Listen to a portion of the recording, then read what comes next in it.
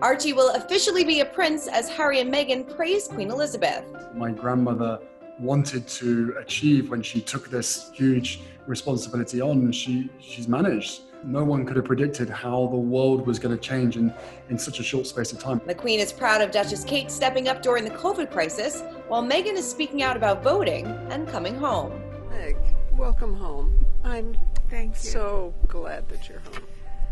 Me too, for so many reasons. Plus, filmmaker Tom Jennings gives us an inside look at the new National Geographic documentary, Being the Queen, which dives into her royal scandals, Diana's death, and what nearly devastated the Queen's marriage to Prince Phillip. I think he managed to get through it, but I'm sure it was a very strained time for them. We've got that plus so much more in today's Royally Us. Hello to our fellow royal lovers and welcome to Royally Us. I'm Christina, that's Molly, the host of the Diva Behavior Podcast. Hi Molly, how are you?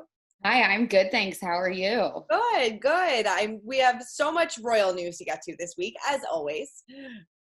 Yeah, busy week. Busy week. I feel like we're finally off the high of finding freedom, and then there's some new news to talk about.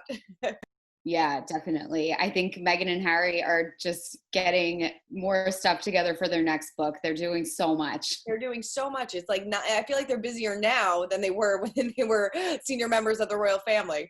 Yeah, they definitely. Yes, they have stepped up. But before we round up all of our royal news, we have to check in with our royal watchers, our royal viewers, who of course had a lot to say about last week's show. So let's kick it off with CC2 says, Kate has nannies and other help. Kate does not have a full-time outside job. She could have shown some assistance. Now this was of course talking about in the excerpt of Finding Freedom, how they said Kate really wasn't showing that much support and lending a helping hand to Meghan.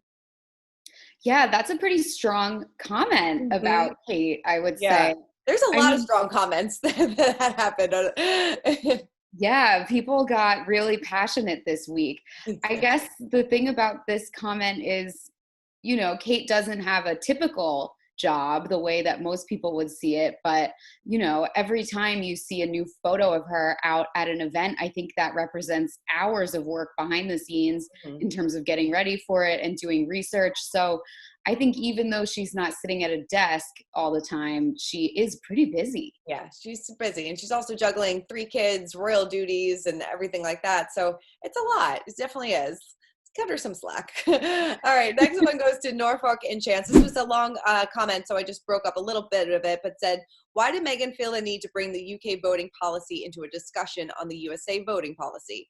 Reason to have another swipe at her in-laws and the British establishment. Low, very low. She puts on a false smile, but is obviously seething inside. Woof, another strong comment. Yeah, that's some interesting fanfic about her seething inside. I didn't catch that when I watched that comment. Did you? No, I didn't catch the seething inside. She does talk a little bit. We'll get to it. I mean, we saw the clip at the top where she says that, she was happy to come home for a number of reasons. We'll kind of dive back into that. So sometimes you maybe see a comment that you can kind of read a little bit too much into, but who knows? Yeah, who knows? And I just thought that was an interesting tidbit that she shared about Harry not being able to vote. I just thought it was really fascinating. I didn't think it was shady per se. No, it's just telling it as it is. Okay, next one is XXXX.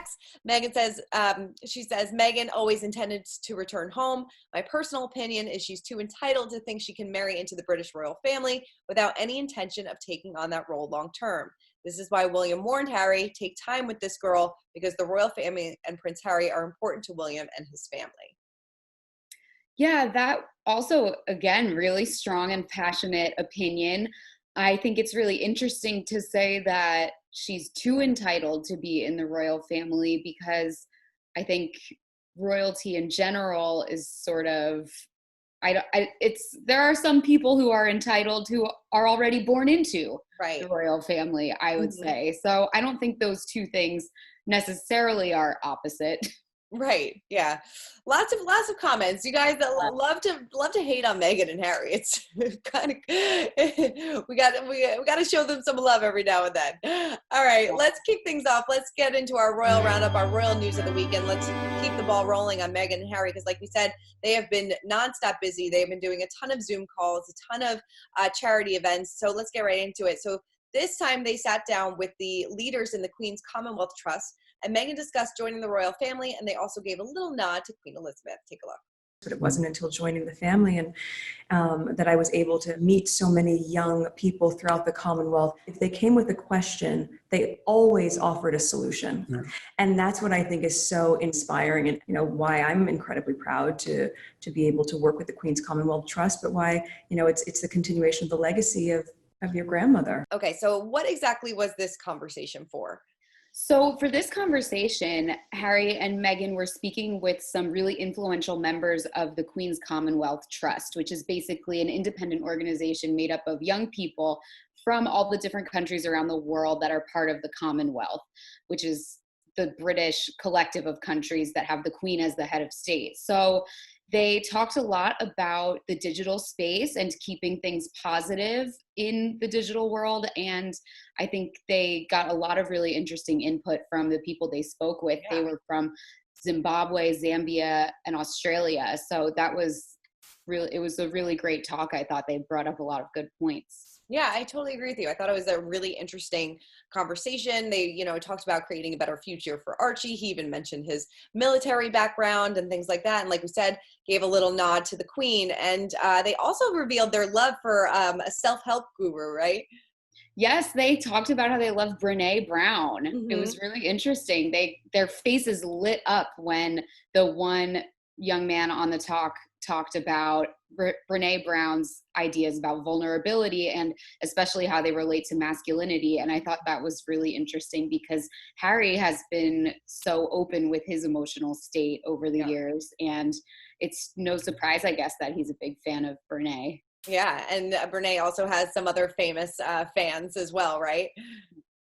Yeah, Gwyneth Paltrow is a big fan. Oprah, I think, also. I mean, what better endorsements could you get as a self-help guru? Seriously, doesn't get much better than that. Well, they also kept busy. They actually stepped out. They stepped out behind the computer screen and hit the streets at the Baby to Baby event. So they were volunteering for a good cause. Yeah, they were giving school supplies, backpacks, clothing, and food to families who might be in need of those things as back to school week starts again. They especially focused on families who may have been disproportionately impacted by COVID-19. So they really, put their masks on and got down to work. Mm-hmm. Yeah, they definitely did. They put those masks on and getting dirty and, helping a lot of people, because who knows, back to school is going to be so different for so many people. So it's nice to see them kind of lending a helping hand when they can. Yeah, for sure. Yeah. And like we said, Meghan has been talking a lot about voting in the lead up to the election, and she actually used her influence to inspire Americans to get out and vote. And she recently sat down this actually just came out, with feminist activist Gloria Steinem. So take a look at this. What worries me the most are young people who I understand are the least likely to vote. And I can understand the feeling that they don't think they have an impact. And yet it's more important for them to vote than anyone else, because they're going to be alive long after I am. So this was surprising. We weren't expecting this one. Yeah, this is like creme de la creme of feminist activism, is getting to sit down and talk with Gloria Steinem. I mean, you can see how excited Meghan is in the clips. Yeah. And how happy she is to be talking to Gloria. Yeah, totally. So, I mean, where was this? Do we know where this was filmed? Do we know any background info on this? They're in a backyard and Meghan's dogs are there. So it's not clear whose backyard it is. Right. We're hoping maybe we're getting a glimpse of Meghan and Harry's new backyard. Yeah, I mean, it's a beautiful backyard, whoever it belongs to. It's very nice. I can't imagine a better place to interview Gloria Steinem.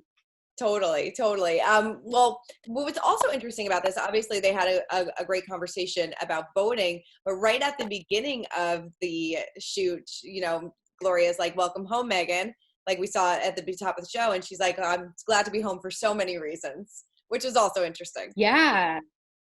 I thought it was, very interesting that she was that declarative in her happiness of being back in the US. I would love to hear her enumerate those reasons. I really want to know more because, especially even selfishly as someone who has moved from the US to the UK, it's Right. always interesting to hear someone else's take on the differences between the two countries. So I really hope she gets further into that at some point. I do too. I do too.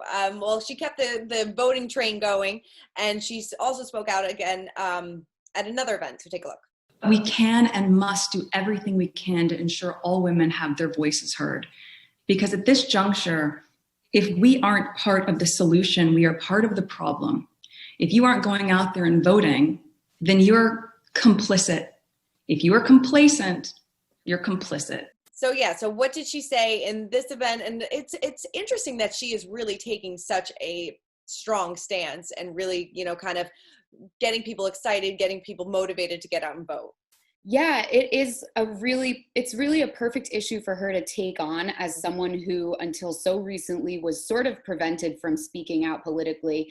And yet she has spoken out politically before she was part of the royal family. So I think talking about voting is a perfect way to sort of dip her toe back in the political waters. And she doesn't have to really mention any politicians by name, but you can sort of tell where her loyalties lie, especially if you look back on past comments.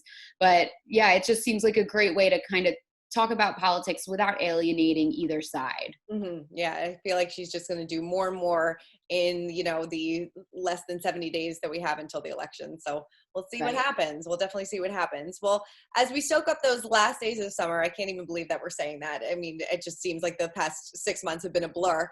But if you want to catch up on some last minute summer reading, the Duchess of Cornwall has you covered, right? Yes, I loved this list of her summer reads. Me too. Yeah, she recommended, I think, 5 books. They're total beach reads, like action-packed, page-turning novels. I'm going to check some of them out. I am too. And one of them has like a little bit of a royal tie to it. Yes, that one was really interesting. I'm going to definitely check that out and try to read between the lines and see what sort of some of Camilla's deep thoughts about her position in life are. I think maybe there could be some hints. And I thought it was great that she spotlighted the Irish writer Edna O'Brien, whose book is called Girls. So Edna O'Brien has been writing since the 60s.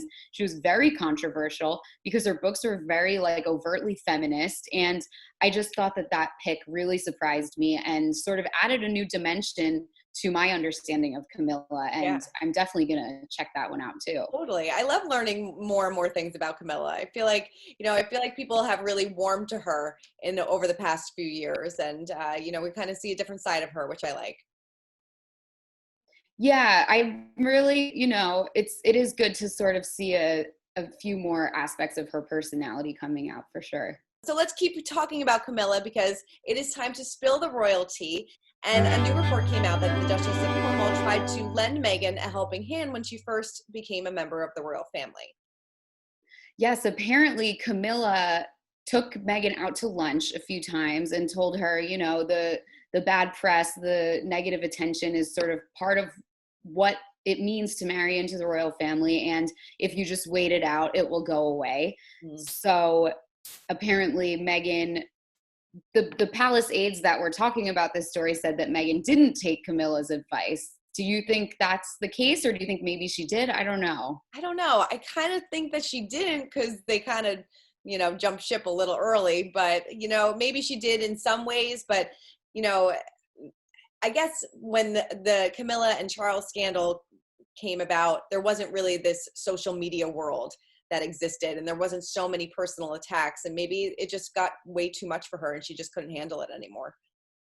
And neither could I think comparing the treatment that Camilla got to the treatment that Meghan got, there are a lot of similarities, but I think the big difference, like you said, is just the relentless onslaught of social media attention.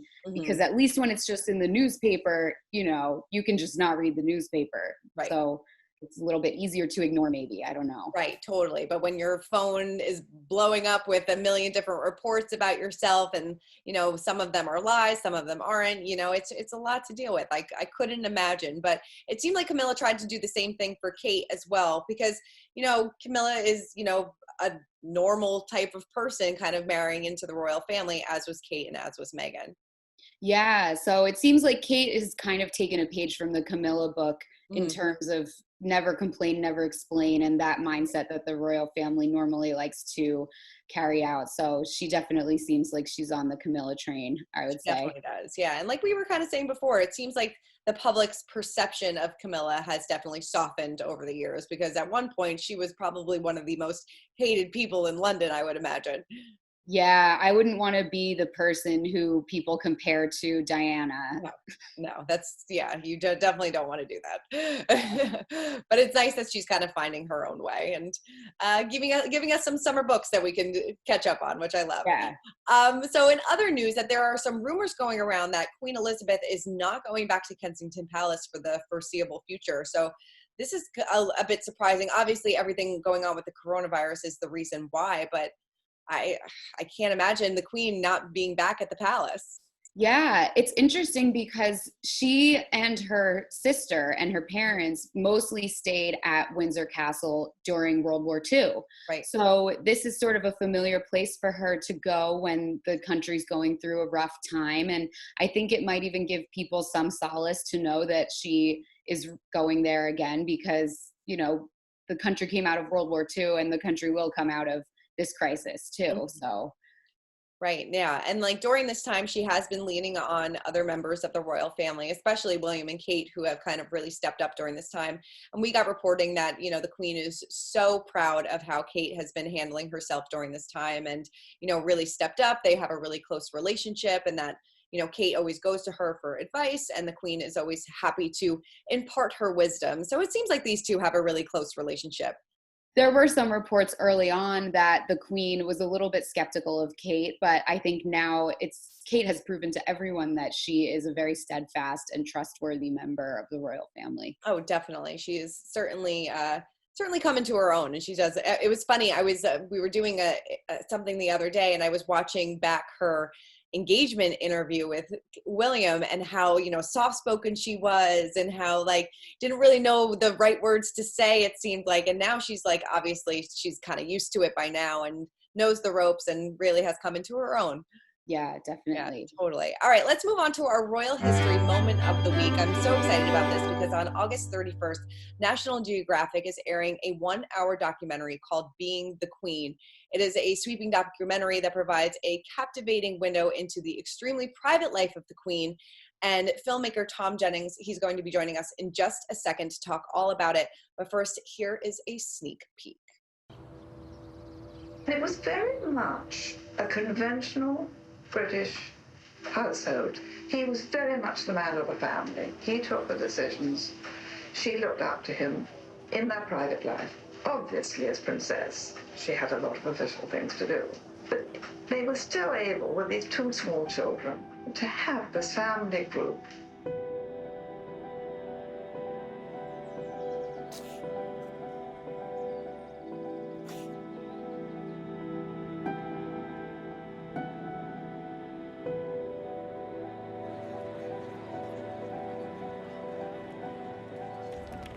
Prince Phillip was basically a man, and he was a big man, and he was a man's man too.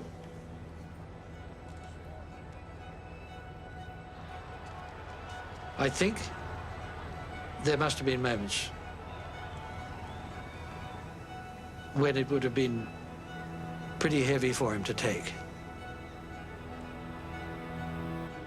This extremely active, enthusiastic young man who suddenly finds his whole life is going to be taken away from him, and probably thinking he'll become a yes man for the rest of his life.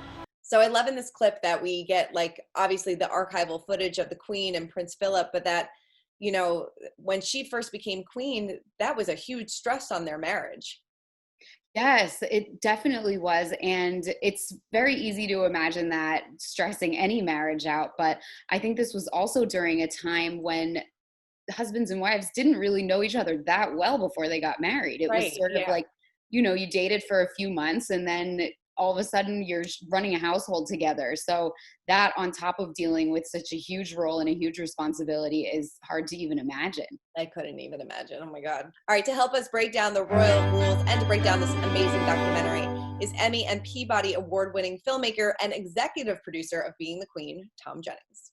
Tell everybody kind of the premise and how Being the Queen kind of came about. We were looking for a theme for the whole film because, there's been a lot done on Elizabeth, Sure. a lot of films, a lot of books. And in sorting through all of the material, we came upon a quote from a royal historian, Robert Lacey, I think his name is, and it's right at the beginning of the film because that became our template to follow. And he said something along the lines of, when you look at all the problems the Queen has faced in the monarchy, it's all about love and sex and marriage. Mm-hmm. So true. And Diana is and Charles, that is included within that. Mm-hmm. But it, in a sense, you could talk about how she's been involved or not involved in governance and the role of the United Kingdom in the world. But we wanted to, it's called Being the Queen. And so what is it like being the Queen? There's this public persona, which she has maintained so well.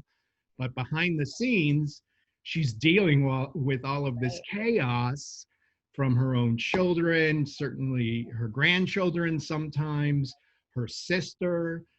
Don't forget, her father became king because he abdicated the throne, and suddenly she found out that she was going to be queen one day. I don't even imagine. Her father died at a very, very young age, and all of a sudden she is queen. Definitely. And I mean, you mentioned marriage, and her marriage suffered when she first became queen because, like you said, her father died at such a young age. They thought that they would have years and years and years to kind of maybe mentally prepare for something like that. And all of a sudden they're kind of thrust into this spotlight, don't even have time to grieve her father, and don't even really have time to become to be newlyweds. You are correct. Can you imagine? She had gone off thinking her father was fine. He had been suffering from lung cancer and other diseases at the time, but I think he was 56 years old when he passed. And she went off for a tour of some of the Commonwealth countries and had started in Kenya. Mm-hmm. And just 6 days into this tour, after her father had waved goodbye at the airport in London, right, he dies. And she is thrust into the role of queen. And Phillip, who is, it's fascinating to find out their story. I didn't know that she had met him at age 12. No, it's crazy. But Phillip is, he's his own man. He's his man, he's described in the film as he's a man's man. He's very good looking. He's athletic. He's in the Navy. And now he has to accept the role that his wife will be the queen. He will not be the king.